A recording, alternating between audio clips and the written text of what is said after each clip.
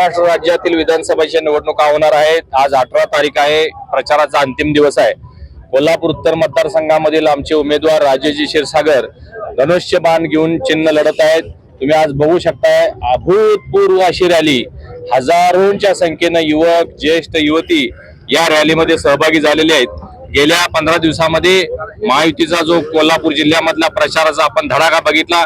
येणारे नेते, राष्ट्रीय नेते, काल योगीजींची सभा झाली, गडकरीजी साहेब आले आणि एक शाश्वत आश्वासन कोल्हापूर जिल्ह्याला दिल्यामुळे कोल्हापूर जिल्ह्यामध्ये महायुतीच्या 10च्या 10 जागा निवडून येतील आणि महाविकास आघाडी 0 जागेवर राहील अशी अभूतपूर्व परिस्थिती निर्माण झालेली आहे।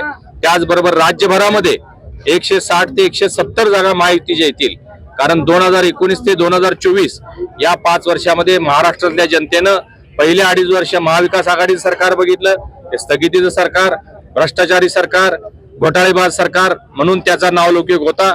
आणि या 2.5 वर्षामध्ये महायुती सरकारच्या वतीने एक शाश्वत विकास, इन्फ्रास्ट्रक्चर डेव्हलपमेंट, लोक कल्याणकारी योजनांचा धडाका, लाडकी बहीण योजनेसारखी योजना, अशा अनेक लोक कल्याणकारी योजना आणल्यामुळे महायुती सरकार पॉप्युलर झालेलं आहे आणि महाराष्ट्रातली जनता महायुती सरकारच्या पाठीशी उभी राहील आणि 23 तारखेला महाराष्ट्रामध्ये महायुतीचा मुख्यमंत्री होईल याचा मला पूर्ण विश्वास आहे।